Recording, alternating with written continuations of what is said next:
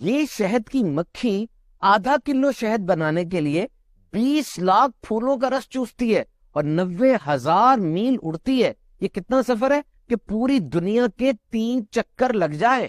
یہ 24 کلومیٹر فی گھنٹہ کی رفتار سے اڑتی ہوئی شہد کی مکھی کتنی اہم ہے۔ It's a very big and efficient farmer.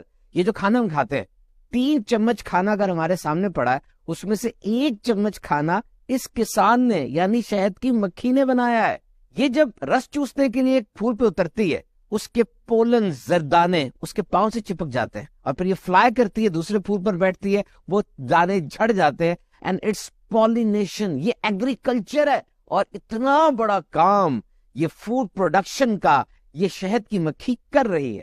قرآن مجید میں آیا، اور تمہارے رب نے شہد کی مکھی کو الہام کیا کہ پہاڑوں میں گھر بنا اور درختوں میں اور چھتوں میں، پھر ہر قسم کے پھل میں سے کھا، اس کے پیٹ سے ایک پینے کی چیز رنگ برنگ نکلتی ہے جس میں لوگوں کے لیے تندرستی ہے۔ اب یہ شہد بنتا کیسے ہے؟ آپ کوئی شہد کی مکھی کا چھتا دیکھ لیں، بی ہائیو، اس کے اندر کوئی چولہے، ہنڈیا، چمچ، ڈوئیاں تو پڑی نہیں ہوئی۔ تو یہ ہوتا کیا ہے؟ شہد کی مکھی کے 2 پیٹ ہوتے ہیں، ایک کو آپ کہہ لیں ریگولر سٹمک جس میں کھانا وغیرہ ڈائجسٹ ہوتا ہے، اور ایک اس کا ہنی سٹمک ہے۔ یہ وہ جگہ، یہ مشین ہے جہاں پر شہد بنتا ہے۔ دس از دا پروسیس آف ریگورجیٹیشن اور انورژن۔ اور جب شہد بن جاتا ہے تو اس میں 80% واٹر ہوتا ہے، یعنی بہت ڈائلیوٹ ہوتا ہے وہ۔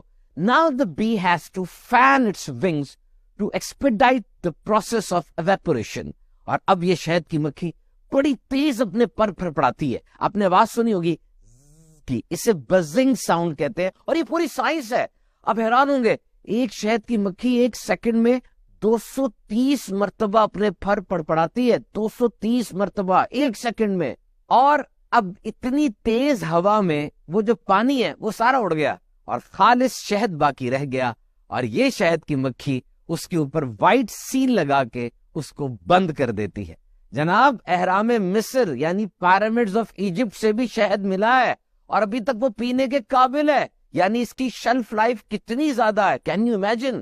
حضرت مولانا جلال الدین رومی رحمۃ اللہ تعالی علیہ نے مثنوی شریف میں تحریر فرمایا کہ نبی اکرم صلی اللہ تعالی علیہ وسلم نے ایک بار شہد کی مکھی سے دریافت کیا کہ تم شہد کیسے بناتی ہو؟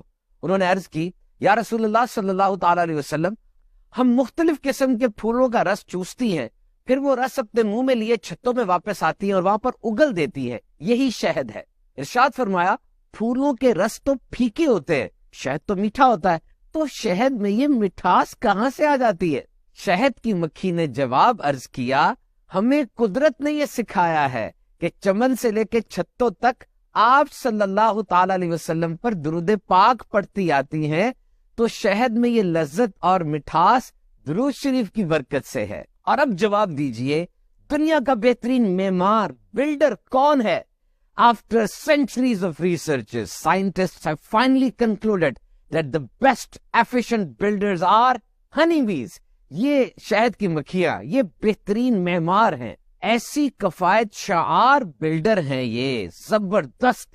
ذرا چھتے کو دیکھیے، ہر خانے کے اندر یہ repeated pattern of 6 sided figure، یہ ہر جو خانہ ہے اس کی 6 سائڈز ہیں اور لینتھ اور وڈتھ ایک جیسی ہے، اور یہ 120 ڈگری پر مڑے ہوئے ہیں۔